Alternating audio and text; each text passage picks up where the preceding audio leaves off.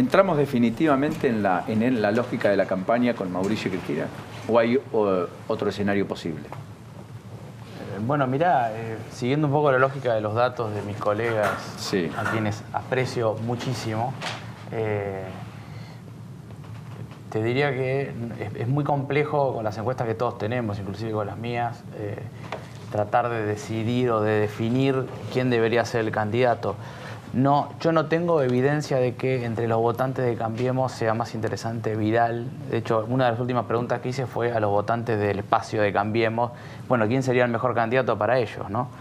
Lo tengo a Macri con 54 y a Vidal con 45. O sea, tengamos en cuenta que Cambiemos en estos 4 años, un poco más, también ha construido eso que se llama como núcleo duro, que son bastante fanáticos del espacio, y lo que pasa es que se van quedando cada vez más solos. Porque es decir, la base de 30 puntos de votos de Cambiemos prácticamente no votaría ningún otro candidato más que a Macri o, bueno, algún plan B. Es decir, no logran dialogar con ninguna otra oferta, eso no sucede con el resto. Y por eso, además, lo que estaban mostrando, una aclaración, porque yo vi el informe que presentó Nacho, las placas que vienen después son de los indecisos, digamos, es de la gente que no tiene definido qué va a hacer en una segunda vuelta.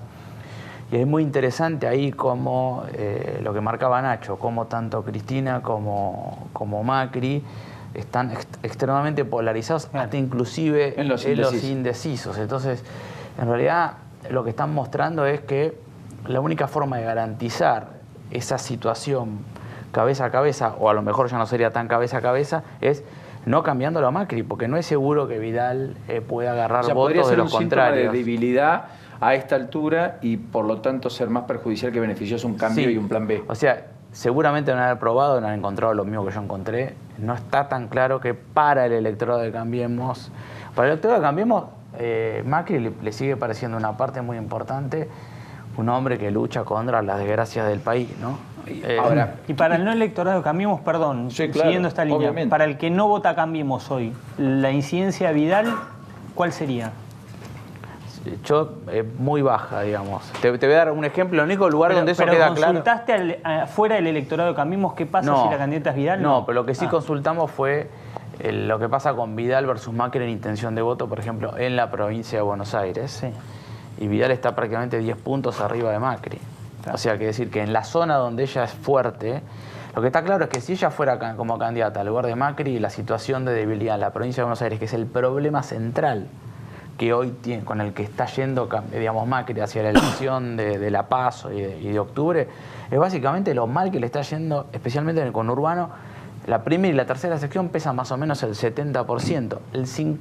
Más del 50% de la población que vive es de clase baja, de voto histórico peronista, y con indicadores económicos con los que tenemos, la evaluación de la economía en las encuestas da 9 puntos, es el último número que yo tengo, es todo el esquema de hablar de expectativas y no hablar tanto del presente, bueno, se ha licuado particularmente. Claro. Y en la provincia de Buenos Aires, tengamos en cuenta que entre provincia de Buenos Aires y capital tenemos más o menos el 40% del electorado. Si estás 20 puntos abajo de Cristina, por más que te vaya bien en la zona central del país, que es donde Cambiemos es fuerte. Córdoba, Mendoza, eventualmente. Y hay que ver cómo le va en Santa Fe, digamos. Correcto. También. Bueno, es una, digamos, enfrenta una serio riesgo, digamos. Lo que quiero plantear es que están cerrados en una situación electoralmente que podría ser como trágica, es donde su mejor candidato y la garantía de no perder ese núcleo duro es también tal vez el que lo lleve a una situación muy compleja electoral. No pueden salir de esa situación. Ahora, Martín, hablando de esto, hablando de la provincia de Buenos Aires, el impacto en la industria ha sido muy fuerte. ¿Hay algún atisbo de concebir la idea que el gobierno plantea de que se tocó fondo, que llegó al piso y que hay una especie de rebote que el INDEC valida con números muy pequeños del 1, 0,6, etcétera? Bueno, en principio, estas medidas que salieron ayer estamos mejor que hace 2 días atrás, ¿no? Porque yo creo que... O sea, a diferencia de lo que pasó afuera, que lo vieron como negativo, como heterodoxia, como algo que podría quitarle consistencia al programa económico argentino, vos decís, esto es mejor. Y yo creo que sí, porque la preocupación que había, sobre todo en nuestro sector, era el tema de consumo que estaba cayendo, el tema de inflación que estaba subiendo, el tema de las tarifas que también, digamos, veíamos que subiéndolas podía generar un desencadenador de más inflación. También el tema de las retenciones es importante, porque las retenciones impactaron, por ejemplo, en las exportaciones industriales de enero y febrero negativamente. Entonces creo que esto es que muchas industrias que hoy tienen por ahí caídas las ventas en el mercado interno puedan empezar a pensar en exportar, ¿no? Lo que pasa es que, bueno, muchos hoy están pensando en llegar a fin de año. Hoy estas medidas, la realidad es que no solucionan el problema central, pero son un alivio, es un paliativo para pasar este momento difícil, ¿no? Todo esto sumado a la moratoria prevista por totalmente, la FIP, con deudas al 31 de enero. 31 de enero, que también estábamos en todos los ámbitos donde nos encontramos con el gobierno, era justamente el tema de tener cierta paciencia fiscal, digamos, porque la situación en las pymes sobre todo era muy complicada. Y la norma que obliga a los bancos a no cobrarles por el depósito el del 1% también, que para las pymes es muy importante, es un costo muy alto. O sea, ustedes llevaban 100.000 pesos y le quitaban 1.000 de comisión el banco para que usted deposite en el banco y la plata que estaba en la caja... En el día a día, al final del mes era un monto muy alto. Pero en cuanto... Vos hablabas del cambio posible de este año, la preocupación que hay en el sector industrial es que el gobierno que viene tiene que tener un plan distinto al que vivimos los últimos 10 años. O sea, independientemente de que uno esté de un lado o del otro, lo que nosotros estamos viendo es que la industria y el sector productivo necesita un cambio estructural muy importante en todo lo que es la legislación fiscal, en la legislación laboral, porque hoy hay una realidad antiempleo. O sea, hoy la legislación es absolutamente anti generar empleabilidad. Entonces, o sea, lo que hoy entendés vos es que lo que primero hay que hacer es modificar la relación laboral, porque de lo contrario, poner gente en el mercado laboral va a seguir siendo una tarea titánica como ha venido ocurriendo hasta acá, con un sector que además está expulsando empleo. Es que el problema central de la economía argentina es que el 70% que alienta el consumo es el Estado. Entonces vos tenés que ir transformando de a poco una economía que vaya generando en el sector privado empleo para que no sea el Estado el que tenga que generar justamente esos empleos. Y esto no lo podés hacer vía shock. En todos los países del mundo esto ha llevado 10 años. Y es un proceso lento que tiene que ser a través de un plan. O sea, creo que todos estamos convencidos de que el gradualismo es el único camino, pero tiene que ser un gradualismo bien, primero consensuado y también interactuando en los distintos sectores para que no se generan estos desajustes tan grandes tipo como monetarios, problemas fiscales, problemas de caída de la actividad. Sí, claro. Creo que el proceso tiene que ser lento y necesita transformaciones importantes, sobre todo en acompañar al sector productivo. Las exportaciones van a ser el gran motor de la Argentina. Todos los países que salieron de estos momentos, de estas situaciones, que estaban en un círculo vicioso, Estado, gasto público y consumo, tuvieron que generar nuevos motores. Porque si no... Bueno, hay que apuntalarlas, no castigarlas, ¿no?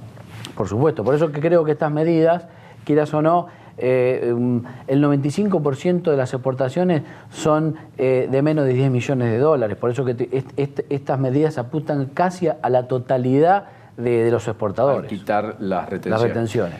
Luis, hablamos de consensos y demás, Martín, y la verdad es que el gobierno que viene va a tener que crear consensos sobre una dinámica de una atomización muy grande en el Congreso. La pregunta del millón es, tanto Macri como Cristina, eventualmente, cualquiera de los dos que gane, si ese fuera el escenario en el sprint final, si no aparece un tercero disruptivo y que sepulte las ambiciones de unos y otros, ¿podrán construir esos consensos o inexorablemente los dos son parte de una facción política en la Argentina irreproducible del resto? Bueno, lo veo muy difícil, ¿no? Porque en realidad ambos han constituido sus respectivas identidades basadas en el conflicto con el otro, ¿no? Entonces, construir conflicto en fuerzas que necesitan del contraste es un poco complejo, ¿no? Yo lo veo el problema básicamente es bajo qué condiciones han construido sus propias identidades. Eso a mí me parece que es lo más problemático del futuro, ¿no? O sea, Cambiemos desde el poder ha construido una comunicación constante y recurrente de mención al pasado reciente, y del otro lado el kirchnerismo, se ha hecho eco de eso y ha contrarrestado. Así que es muy complejo. Es decir, que no tengamos políticas también es un poco consecuencia del modo en que la política misma construye, que quiere decir que no tengamos política de Estado, es una consecuencia de cómo la política está dominada por estos dos grandes bloques. Sí, ¿no? La grieta destruye la capacidad de dialogar y hablar y encontrar caminos en conjunto, ¿no? La idea de la alternativa federal, ¿puede que prenda en el sprint final? ¿O tendés a pensar que se ha diluido un poco entre aquel lanzamiento del 17 de octubre del año pasado en Tucumán, con una enorme puesta en escena, y lo que hay hoy? Bueno, ha tenido altos y bajos de cada uno de los que están supuestamente en el espacio, ¿no? Ha tenido más a su momento. El último que ha tenido a su momento es La Baña. La Baña yo lo llegué a tener en 15 puntos y a la semana bajó a 12, después bajó a 11 y bajó a 10, ¿no? Y La Baña se parece como cuando las empresas lanzan un producto al mercado, ¿no? Se prueba el producto por una vez, pero el problema es que lo que necesitan es que el producto quede instalado en el mercado, ¿no? Entonces La Baña, bueno, fue una novedad y se fue diluyendo. Lo más importante, que creo que lo que necesita Alternativa Federal es ir a paso con por lo menos 3 integrantes, ¿no? Bueno, ahí estaría Massa, Pichetto y Utubey, pero La Baña quedaría fuera. Bueno, si fuera... Bueno, La Baña dijo que no quiere un Por eso digo. ¿no? Y que entre esos 3 traten de llegar a una especie de tercer puesto muy cercano a alguno de los segundos para que parte del electorado que está votando a Cambiemos por contraste con el kirchnerismo consideren ellos. Ahora, como yo decía antes, nosotros vamos hacia lo más complejo del país es que va hacia una colisión electoral entre clase media y clase baja, ¿no? Es decir, cuanto más clase media hay van a votar a Cambiemos, cuanto más clase baja hay, más chance hay de que voten al kirchnerismo.